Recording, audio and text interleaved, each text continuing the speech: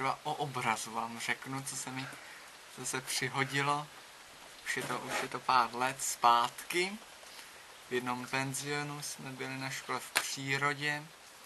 Tam byl v jednom pokoji obraz, který byl zvláštní. Zas tady je nějaký strašný, prosím vás, ticho. Děkuju. Byl zvláštní tím, Omlouvám se, pokračujte. byl zvláštní tím, že se měnil. On se změnil. Prosím vás, ticho, omlouvám se.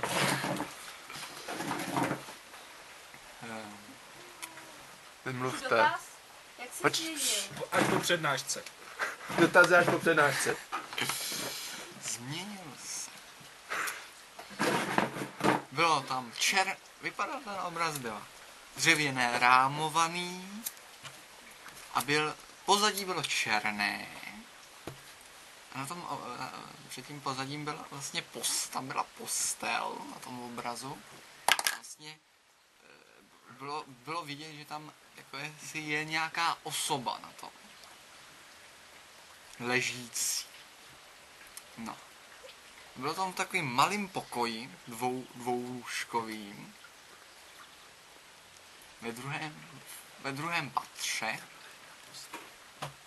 byly 2 postele. A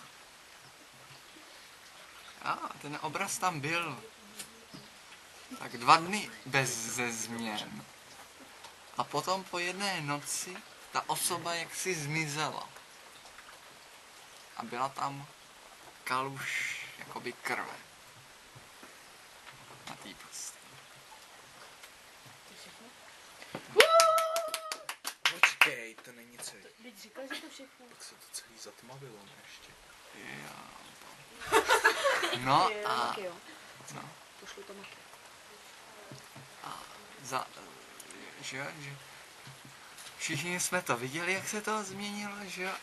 A potom se to zatmavilo úplně. Jako kdyby ta krev zmizela. Jako kdyby ji někdo vyčistil.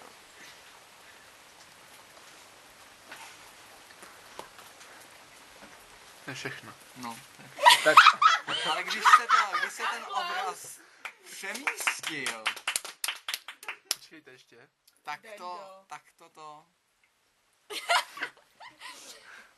co? tak se nic nedělo s tím obrazem nadále. Bylo to jenom v té konkrétní místnosti. Jo, takže se zase zpátky. Takže pokud tady Takže kolega zpátky. skončil, tak můžeme přejít k dotazům. Má někdo nějaký dotaz? Ano.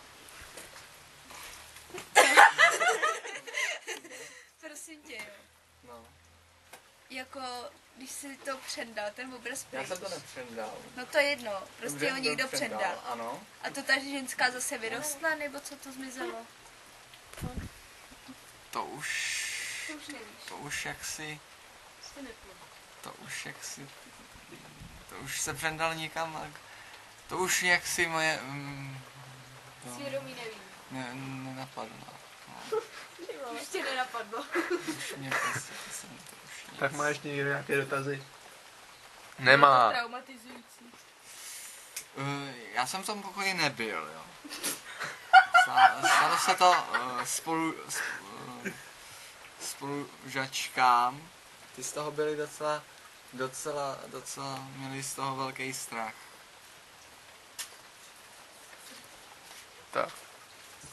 Tak děkujeme za přednášku. Prosím potlesk.